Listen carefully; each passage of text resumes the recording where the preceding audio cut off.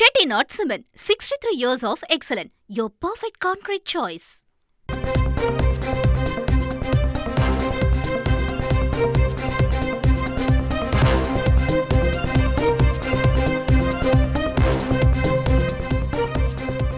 அமைச்சர் கே.என். நேருவின் மகன் அருண் நிறுவனத்தில் அமலாக்கத்துறை சோதனை நடைபெற்று வருகிறது.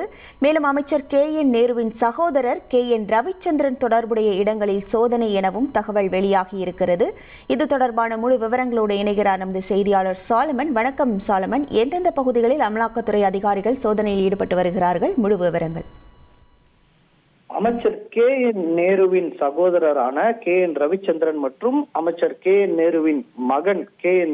அருண் ஆகியோர் தொடர்புடைய இடங்கள்ல அமலாக்கத்துறை அதிகாரிகள் இன்று காலை முதலே தீவிரமாக சோதனையில் ஈடுபட்டு வருகின்றனர். குறிப்பாக சென்னையில 10க்கும் மேற்பட்ட இடங்கள்ல அமலாக்கத்துறையினர் இன்று காலை முதல் சோதனையில் ஈடுபட்டு வருகின்றனர்.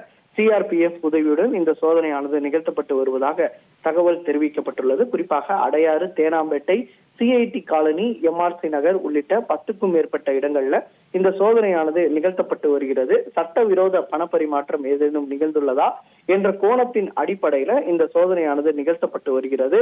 ஆழ்வார்பேட்டையில் இருக்கக்கூடிய கே.என். நேருவின் மகனுடைய அந்த ரைஸ் தொழிற்சாலையில் இந்த சோதனையானது நிகழ்த்தப்பட்டு வருகிறது.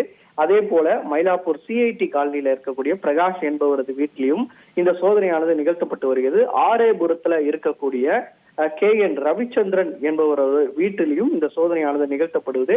அதே போல டிவிஎச் என்ற குரூப் கட்டுமான நிறுவனங்கள் தொடர்புடைய இடங்களிலும் இந்த சோதனையானது நிகழ்த்தப்பட்டு வருகிறது. இதே போல 10க்கும் மேற்பட்ட இடங்கள்ல இந்த சோதனையானது நிகழ்த்தப்பட்டு வருகிறது. கே.என். நேருவோட மகன் மற்றும் சகோதரர் தொடர்புடைய இடங்கள்ல இந்த சோதனையானது நிகழ்த்தப்பட்டு வருகிறது. அதாவது கடந்த 2018ஆம் ஆண்டு ஏற்கனவே எஸ்பிகே குழுமம் மற்றும் டிவிஎச் தொடர்புடைய இடங்கள்ல வருமான வரித்துறையினர் சோதனை மேற்கொண்டனர்.